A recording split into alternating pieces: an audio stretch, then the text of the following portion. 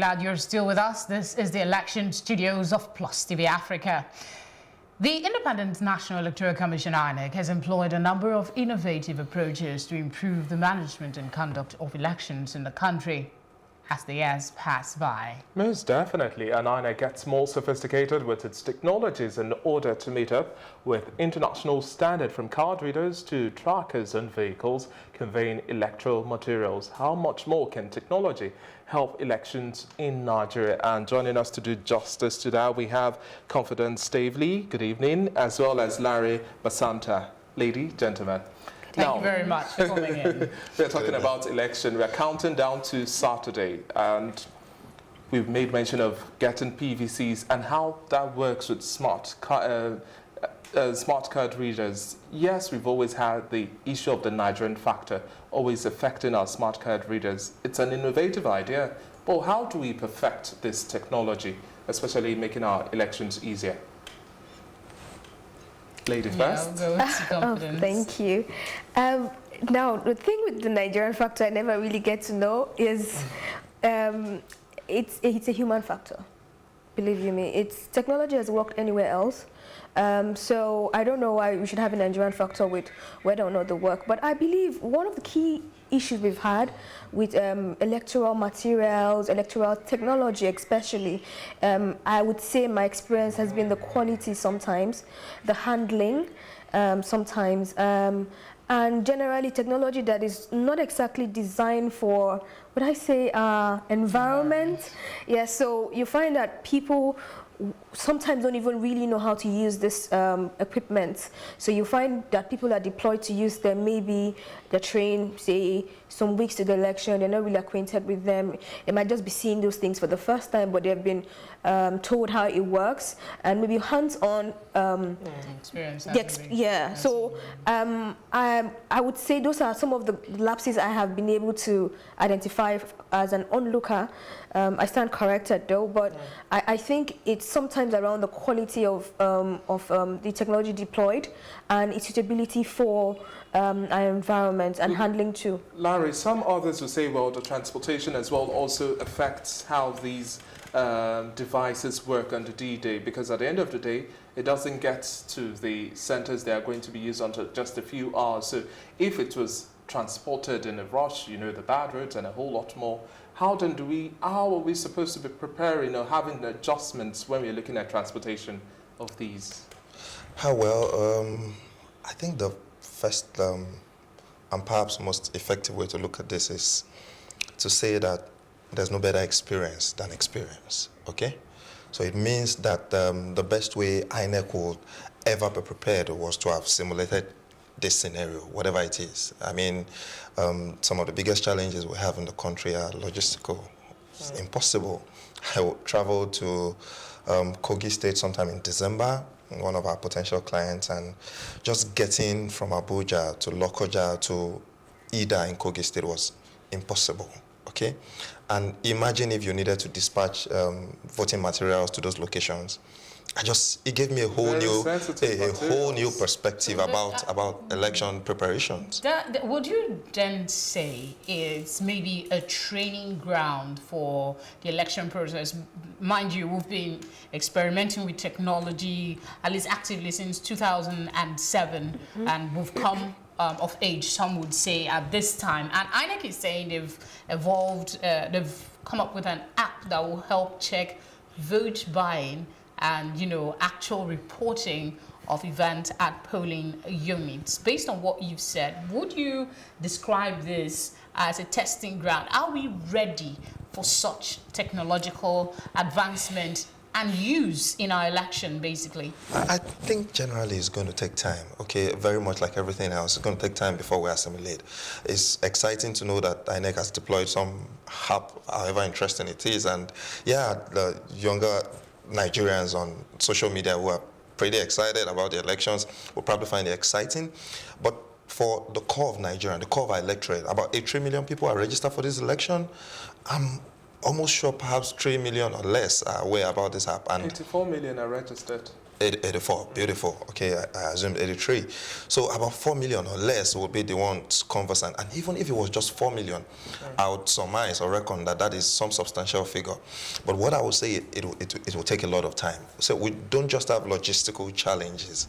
We have what I'll call infrastructure challenges. And yeah, while I agree with some of the points raised by confidence, I would have to say that there are some things you can't deny, which is the fact that in technology, one of the issues we talk about, you know, when she was introducing herself before she started, is what we call environmental factors. You can't deny.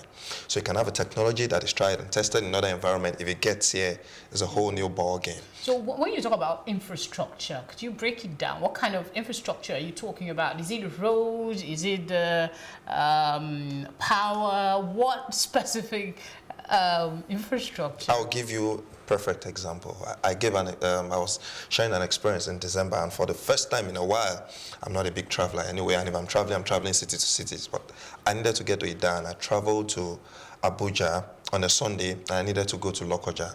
And from Lokoja on the Monday to Ida, which is supposed to be like 2 or 3 hours, within that time span, there were more than 60 minutes of those time where I didn't have connectivity to call, not to connect to the internet. There was no connectivity to call. Now, I can almost tell you that there were communities in this stretch of land. There are people there that are going to be voting centers there. Imagine if there were issues. How do you call for backup? How do you get the machines to work? If the machines needed connectivity or some bit of pinging to towers, how does it do that? So there's a lot of issues that we've not broken into. Just a few days ago, I think it was last week, Thursday, there was some bit of workshop in Abuja that talked about connectivity and broadband penetration in Nigeria. We know broadband has not yet penetrated sufficiently. We know there's no connectivity everywhere.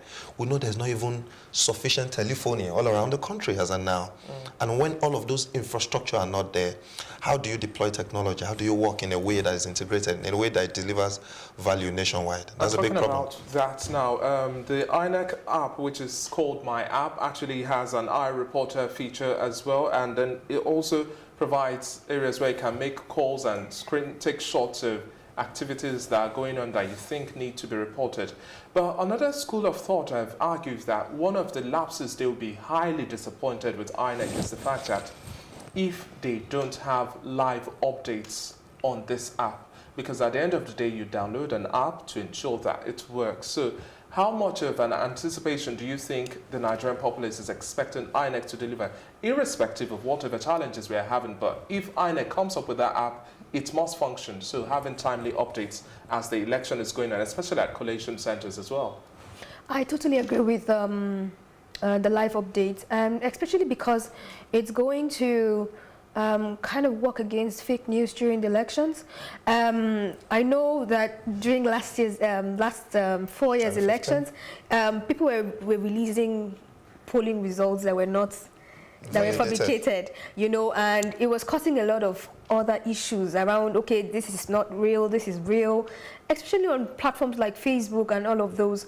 And I also strongly believe that if one of the things INEC should tackle also is the issue of fake news past the platform, past their app, it should also work towards eradicating fake news on social media as concerns Facebook and WhatsApp and all the rest. So I believe that the app, yes, would have its features around helping voters locate their polling units, allowing people, you know, put reports of any violence or any vote buying. Sorry, not to interrupt you, talked about the challenges that will come with it. Not many people know how to use this app. So would the end product of stopping maybe fake news, for instance, be defeated if people still don't have access to this app?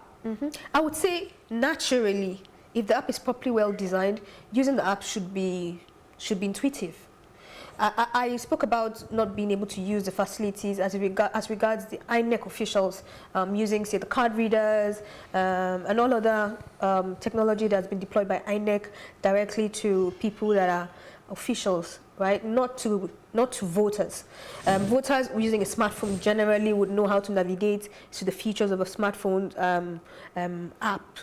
but I am talking from the angle of, people being able to use that. But then if you're speaking about the eyewitness and reporting and all of that, I'm not so big on being able to give people features like that. But what do you do with that information? How is that information, how do you deploy technology to mine that information and take actions after the elections, for example? They're also going to be working with security agencies to take charge across the country. Anywhere in Nigeria where there are reports of misconduct, they will take it up so as they have the feeds from I'll be very pleased to see that. Maybe I'll be one of those who tweet about it. So beyond the word on paper. Okay, exactly. now, how much are we supposed to also improve on, talking about automation now, having seamless integration, data management or integration? Because some people would also say, why can't I vote with my BVN or my ATM card? Why aren't we having that sort of integration? At the end of the day, INEC will still notice the extension of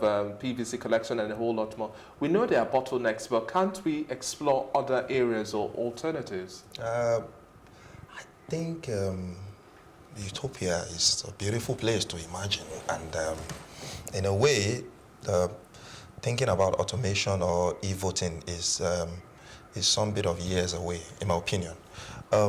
Going about town as showed me from time to time how very distant our reality in Lagos is from the larger part of the country. And the more we move out of the country, the more we see that other parts of the country need to develop to catch up to Lagos. But a more beautiful response, or a more inclusive response to your observation will be that perhaps we should start thinking of convergence, meaning that traditional vote with your thumbprint will still remain for a while. The reason not just being because of technology, but also because of the literacy levels of our people. And I was talking to a few of my friends about the elections, that some parties would literally not get more than 10,000 votes because of their logos. Because the bigger parties, the top parties, understand the rudimentary nature of insignias, party insignias, like an umbrella. And you can translate that into any language, like a broom. But for some, they use maybe one esoteric bird or something. Hey, who will remember that this bird is not a dove or is whatever it is? So the literacy level of our people, beyond that also, what I said first time, infrastructure is a big deal. For you to deploy technology nationwide across a wider spectrum, and you want it to integrate, to monitor, you need a lot of infrastructure to be able to deliver that. Surely. So let me create a scenario, and using exactly what she said. In the US, for example, social media is something on demand. If you want to consume social media, it's on demand. But in the United States, if you want access to social services, you need a social security number. That is almost mandated by law or by design. That is much of what I think she was saying, to say, if you want to get to the point where our people, our country become digitized, then we have to provide the digital infrastructure to support it. And so what it means is, right now, whether you want it or not, you have an account number that is digitized. Whether you do online banking or not, your account number is digitized. All you need is to say, I get either my ATM card or I activate online banking. That's what happens. Sorry, I just want to add there that I think the real thing we should be afraid of is social engineering, because I would always say technology is strong, but the weakest link with technology is always humans. It's always people. So you find that the Russians are not even really, if you look at the news lately, the Russians are not really hacking their databases anymore. They're not trying to attack the elections. They're trying to spread false information, cause rivalry, break people apart, cause them to fight themselves for nothing, and just so they can get the aim of whatever they're setting out, maybe a candidate promoted. And let's put in the Nigerian perspective. I love my mom so much, but she actually, the next thing after her Bible she believes the most is a WhatsApp broadcast. Yes, and with most Nigerians around that age, this is what happens. So imagine if, they say this particular candidate did this and sent, it was the ritualist, went out at night to do this. That message is going to spread so much, and my mom can swear by it. So I like what WhatsApp is doing lately, where they're doing a radio and saying, radio ad, and saying if it's a forwarded message, you confirm. But trust me, that is a big issue. In the Nigerian environment, it's a big issue. Now.